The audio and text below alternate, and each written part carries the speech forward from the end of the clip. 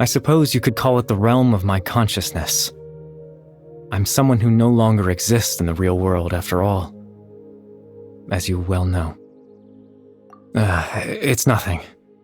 I still have enough strength to play the part of a good host. I've always hoped that I'd get the chance to talk to you like this, and now, the time has finally arrived.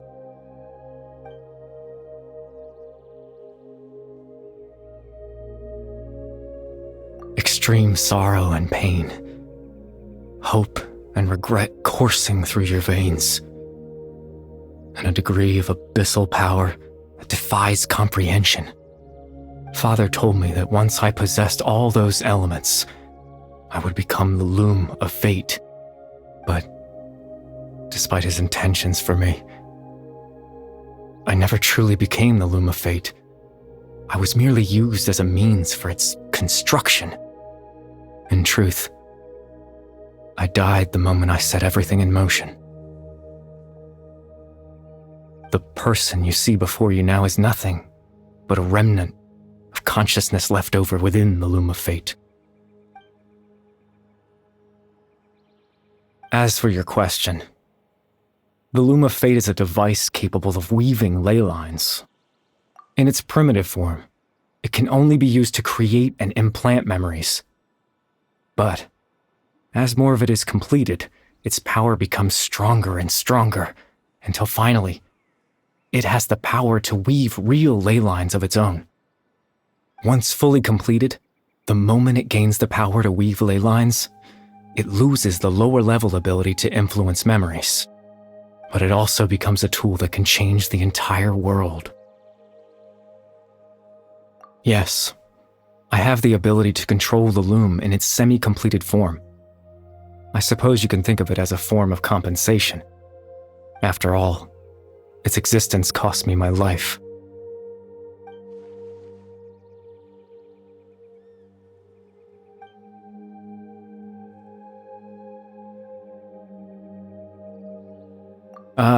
That. I was wrong to implant those memories. I'm sorry I caused so much trouble. Not only for everyone in the village, but for you as well. I just wanted them to feel like I once existed in this world. As if I had a chance at life.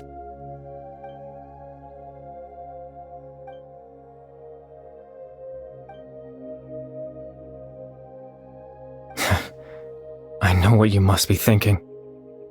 Why would I do something so meaningless? But I just couldn't accept it. I had to know what it would be like if I had my own life. What kind of person I would be, what other people would think of me. Chief Ahmadiyya, Baram, Granny Jahiyat, Atosa.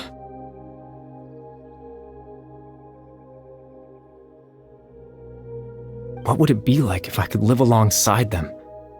No cataclysm, no curse. Just a quiet life in a peaceful village. I was curious, so I selfishly tried to have my own life. Even if that meant piecing together the version of myself that could have been. One memory at a time. I know it sounds stupid. After all, my life ended a long time ago. Any chance at living was stripped away from me when I was 8 years old. My consciousness left to mature in an illusory world of nothingness. Even the form you see before you was nothing but an invention based on my father's appearance. An imagined version of what I would look like if I had the chance to grow up.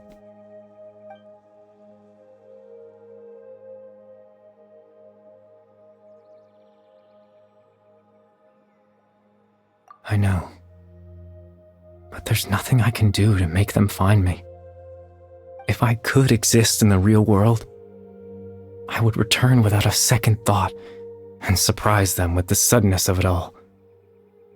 But, well, that's not possible for me.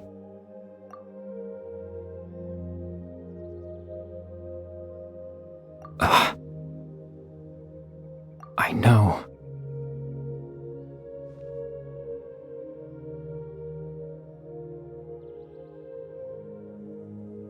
Captain Dainsleif. Twilight's sword, you mean? No need to meet up with him. Things should already be settled on his end. Exactly. As someone who could only exist in people's memories, the fact that I'm able to talk to you in my consciousness like this can only mean one thing. The Loom of Fate has already been completed.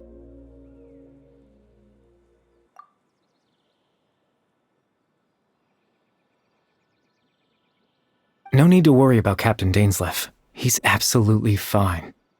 The only reason he lost the eye was because I happened to guess exactly what he was planning. Captain Dainsleif has had the eye inside his body this whole time, hasn't he?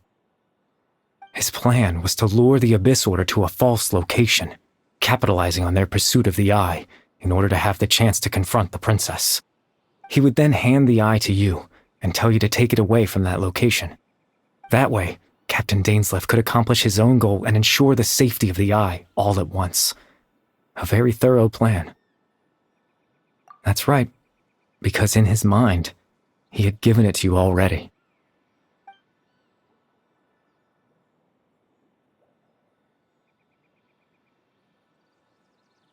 Before you two entered that false location.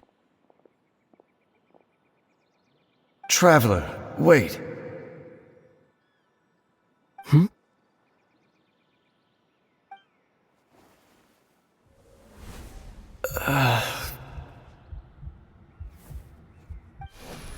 We've no time to lose.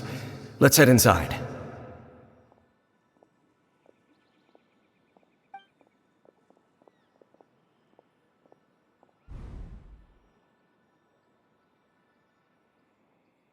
That was when I implanted the memory of him handing you the eye. Given the tense situation at that time, Captain Dainsleif failed to notice anything out of the ordinary, and took that memory to be real.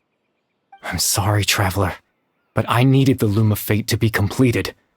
And to do that, we had to retrieve the eye.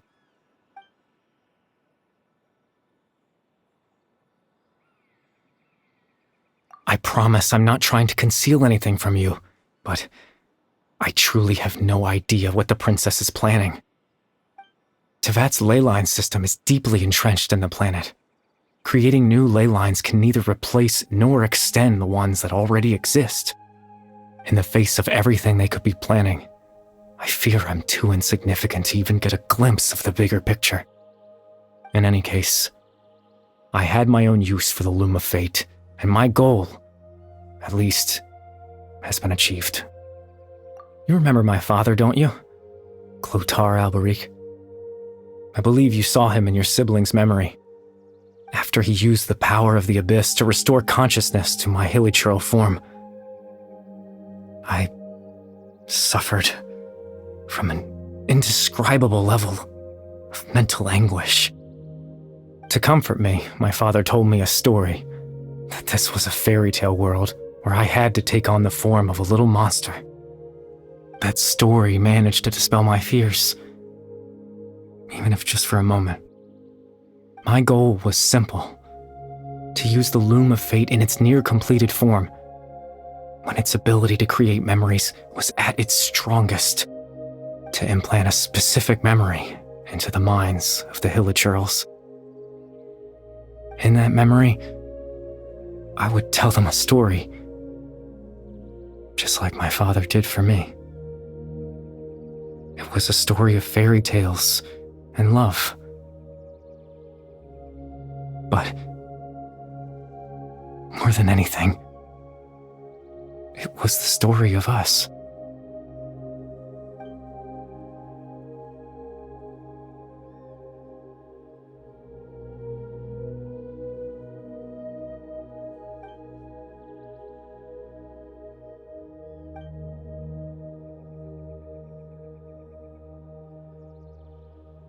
I can't change the world. Not when I lost the very right to exist within it. Implanting those memories, that was the most worthwhile thing I could offer. All that's left of my existence is a wisp of residual consciousness tied to the Loom of Fate. In truth, that trace of my consciousness should have dissipated long ago. My goal was the one thing that allowed me to hold on all this time. But now, the bedtime story is finished. And it's finally time to rest.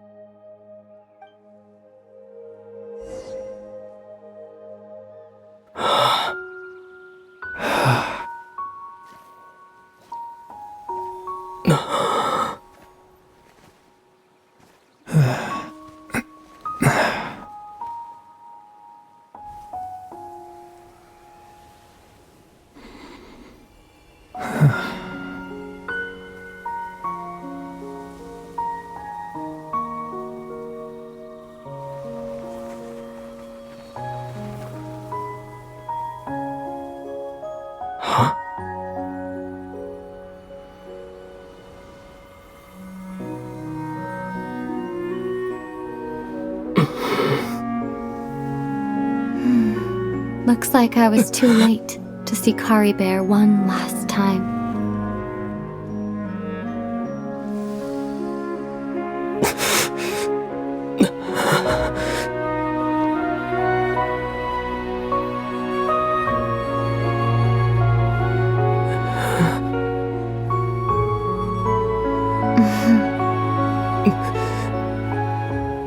Caribert's consciousness is gone, and this space will soon disappear along with it. Neither of us belongs here. That's why we're not tangible. Were that not the case, I'd love to hug you too.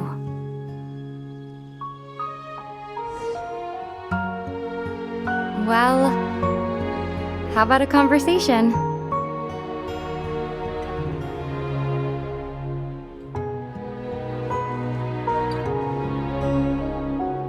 The chance to just stop and talk like this is certainly not easy to come by. Wouldn't you agree? That battle earlier was tough. The one against Dane, I mean.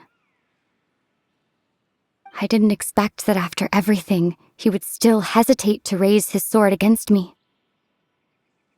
Were it not for that, perhaps I'd still be no match for the Twilight Sword. Even after 500 years. The loom of fate, huh? I still haven't found a way to utilize it to its full potential. But there's still time. Before the heavenly principles awaken. Yes, for 500 years now, ever since the cataclysm in Conria, there's been no sign of activity. Not long ago, you witnessed the Hydro Archon destroy her divine throne. Yes? Such a flagrant disregard for the rules, and still Celestia took no action. I suppose that's proof enough of the Heavenly Principles situation. However, the Heavenly Principles will awaken. We just don't know when that will be, or what might trigger it. You could say that. Just look at Caribert. He was so pure and single-minded. The space we now find ourselves is a perfect representation of who he was, quiet and peaceful. Even as a hilly churl, seeing the terrible sight within the mirror wasn't enough to taint his spirit. He brought comfort to the people of this world, even though he was denied the very right to be a part of it. So ask yourself this. Who was it that deprived him of that right to exist? Of course, that's only one example. My feelings about the Heavenly Principles are too complicated to explain in just a few words.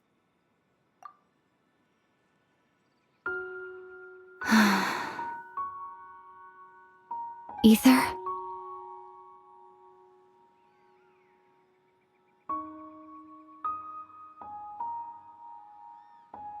You're the only one in this world who calls me that. There's so much I wanted to ask you, but for some reason, I'm not interested in asking those questions right now. There's just one thing I have to ask. One thing I could never understand. Why? Why can't we continue our journey together?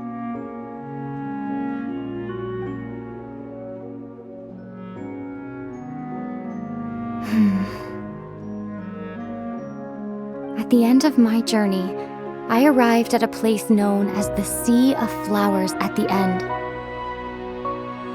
Do you remember? A long time ago, when we traveled between worlds together, you told me you wanted to find a place in the universe where that one flower was in full bloom. To have a place like that suddenly appear before me. Well, would you think of that as a coincidence? You mean... I miss you too, Aether. But as this war continues to rage, and as I continue to seek that final answer, I don't even know how to face myself sometimes, let alone my own brother.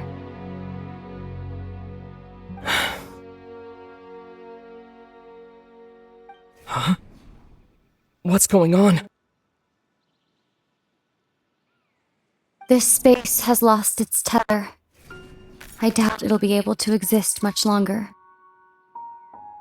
In fact, aside from our inability to physically interact with each other, there's something else you should know about this space. With Caribert gone, we won't be able to remember anything that happened here. Everything in this space will be wiped from existence, including all memory of our reunion. You're only telling me this now?